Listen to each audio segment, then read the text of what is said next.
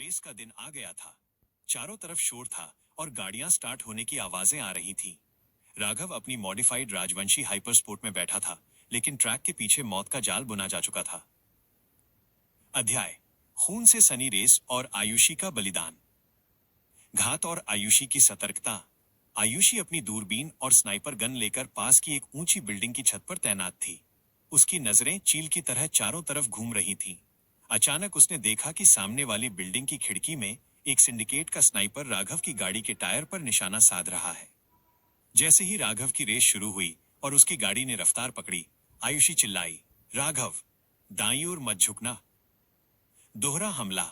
उसी वक्त उसे एहसास हुआ कि ट्रैक के एक तीखे मोड़ पर 4-5 आदमी बारूद माइंस बिछा रहे थे ताकि राघव की गाड़ी के वहां पहुंचते ही ब्लास्ट हो जाए। आयुषी ने पलक झपकते ही फैसला लिया।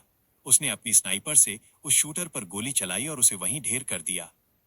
लेकिन जैसे ही उसने दूसरे शूटर की तरफ निशाना साधा, उस शूटर ने पलटकर आयुषी पर फायर कर दिया। आयुषी ने हार नहीं मानी और घायल होने के बावजूद उन बारूद बिछाने वाले गुंडों पर सटीक निशाना लगाया, जिससे बारूद वहीं फट गया और रास्ता साफ हो गया। आयुषी को लगी गोली। इस जवाबी हमले में एक गोली आयुषी के कंधे और चेहरे के पास से रगड़ती हुई निकल गई। वो लहूलुहान होकर जमीन पर गिर पड़ी। प्रताप और उसके लड़ाके तुरंत वहां पहुंचे और उन हमलावरों को मौत के घाट उतार दिया। राघव का गुस्सा और जीत।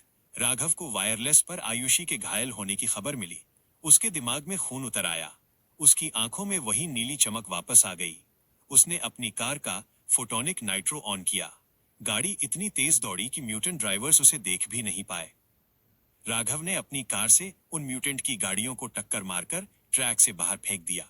उसने रेस तो जीत ली, लेकिन फिनिश लाइन पार करते ही उसने गाड़ी रोकी और सीधे उस जगह भागा जहां आयुषी थी। अंतिम क्षण। राघव ने लहूलुहान आयुषी को अपनी बाहों में उठाया। आयुषी की आंखों में आंसू थे। उसने धीमी आवाज में कहा, मैंने कहा था ना, मैं तुम्हें कुछ नहीं होने दूंगी। तुम जीत गए राघव। राघव चिल्लाया, प्रताप, तुरंत हेलीकॉप्टर बुलाओ, इसे कुछ नहीं होना चाहिए। राघव के चेहरे पर खौफ और गुस्सा साफ दिख रहा था। उसने बिना वक्त गंवाए आयुषी को अपनी गोद में उठाया और सीधे हेलीकॉप्टर की ओर भागा। अध्याय: मौत से जंग और संजीवनी की खोज। अस्पताल में कोहराम। शहर के सबसे बड़े अस्पताल में आयुषी को भर्ती कराया गया। डॉक्टरों की पूरी टीम जुट गई, लेकिन गोली लगने के कारण बहुत खून बह चुका था और इन्फेक्शन तेजी से फैल रहा था। डॉक्टर ने बाहर आकर सिर झुका लिया। राघव जी, स्थिति बहुत नाजुक है। विज्ञान के पास अब बस प्रार्थना ही रास्ता बचा है। राघव का दिल डूबने लगा, लेकिन तभी प्रताप ने आगे बढ़कर उसका कंधा पकड़ा। प्रताप की गुप्त विद्या। प्रताप की आंखों में एक उम्मीद थी। उसने कहा, राघव, ये शहर की दवाइयां इसे नहीं बचा पाएंगी। हमारे कबीले के पूर्वजों ने एक नीलमणि जड़ी बूटी के बारे में बताया था, जो सिर्फ उस पहाड़ी की सबसे ऊंची चोटी के अंधेरे हिस्से में उगती है, जहां सूरज की रोशनी कभी नहीं पहुंचती। अगर वो मिल जाए तो आयुषी की जान बच सकती है। राघव ने तुरंत अपनी आंखों के आंसू पोंछे और खड़ा हो गया।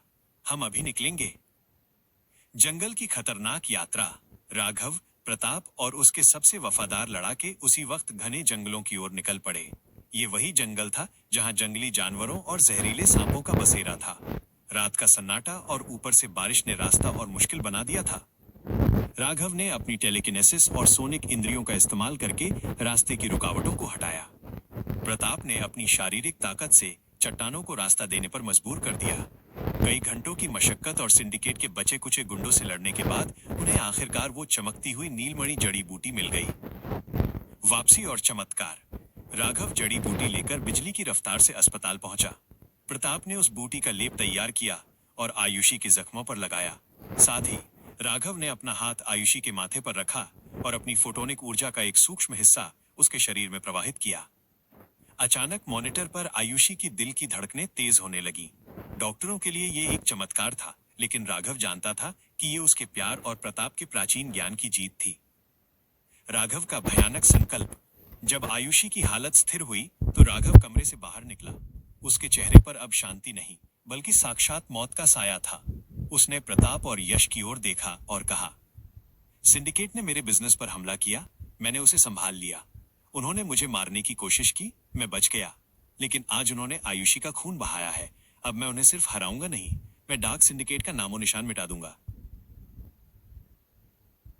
राघव के कमरे में सन्नाटा था, लेकिन उसकी आंखों में प्रतिशोध की ज्वाला जल रही थी।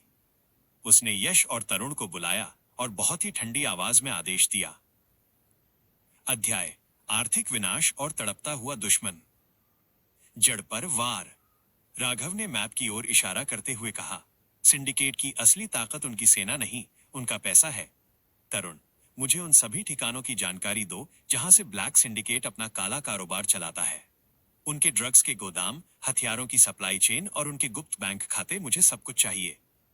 तरुण ने अपनी उंगलियां कीबोर्ड पर चलाईं और कुछ ही मिनटों में सिंडिकेट के 7 मुख्य आय के स्रोत स्क्रीन पर आ गए। एक एक करके तबाही। राघव अपनी शक्तियों और फ्लाइंग शिप के साथ रात के अंधेरे में निकला। उसने सीधे हमला नहीं किया, बल्कि उनकी रगों को काटना शुरू किया। उसने सिंडिकेट के सबसे बड़े हथियार डिपो को अपनी लावा एनर्जी से राख कर दिया। उनके करेंसी प्रिंटिंग प्रेस को सोनिक धमाके से उड़ा दिया। देखते ही देखते कुछ ही घंटों में सिंडिकेट का अरबों का साम्राज्य धुएं में तब्दील हो गया। तड़पाने की रणनीति। प्रताप ने पूछा, राघव, अब मौका है, हम सीधे उनके मुख्यालय पर हमला क्यों नहीं कर रहे? हम उन्हें आज ही खत्म कर सकते हैं। राघव ने एक भयानक मुस्कान के साथ कहा, नहीं प्रताप, मौत तो बहुत आसान सजा है। मैं उन्हें अभी खत्म नहीं करूंगा। उन्हें तड़पने दो। जब उनका साम्राज्य गिरेगा, उनके अपने लोग उन्हें छोड़कर भागेंगे, और जब उनके पास छिपने के लिए कोई कोना नहीं बचेगा, तब मैं उनके सामने आऊंगा। मैं उन्हें तिल तिल मरते हुए देखना चाहता हूं। सिंडिकेट की बौखलाहट। उधर सिंडिकेट का बॉस पागलों की तरह अपने ऑफिस में तोड़फोड़ कर रहा था। उसके पास अब न पैसा बचा था, न हथियार। उसके वफादार साथी अब अपनी जान बचाने के लिए भाग रहे थे। उसे हर तरफ राघव का साया नजर आने लगा था। आयुषी की वापसी। इसी बीच अस्पताल से खबर आई कि आयुषी को होश आ गया है। राघव अपनी नफरत को किनारे रखकर उससे मिलने पहुंचा। आयुषी ने उसका हाथ पकड़कर सिर्फ इतना कहा, तुम बहुत बदल गए हो राघव। राघव ने उत्तर दिया, ये बदलाव उन्होंने ही लाया है। अब शांत रहने का समय खत्म। वीरेंद्र ने अपने सिपाहियों को और प्रताप ने अपने कबीले के 10 जांबाज योद्धाओं को तुरंत तैयार किया।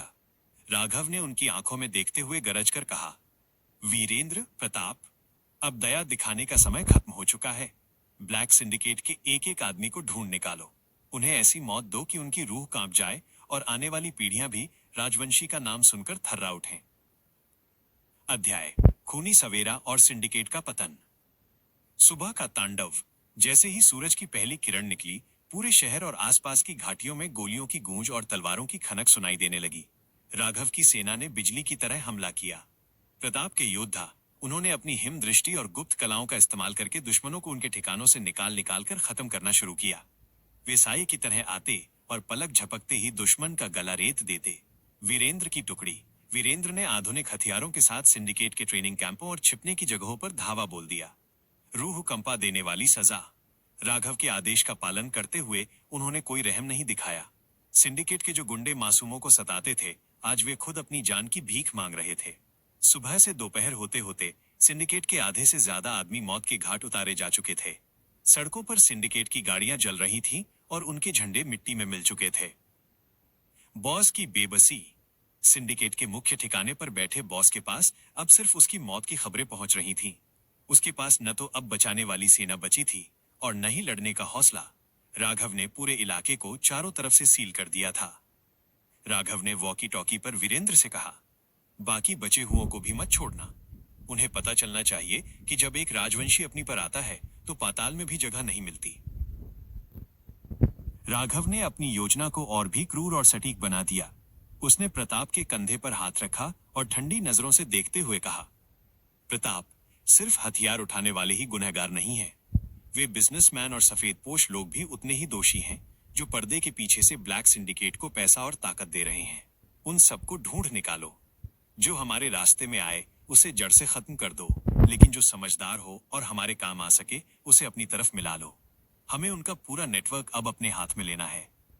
प्रताप ने सिर झुकाकर आदेश स्वीकार किया और अपने लड़ाकों के साथ शहर के उन अमीर गद्दारों की ओर निकल पड़ा। उसी रात कई बड़े आलीशान बंगलों के दरवाजे टूटे।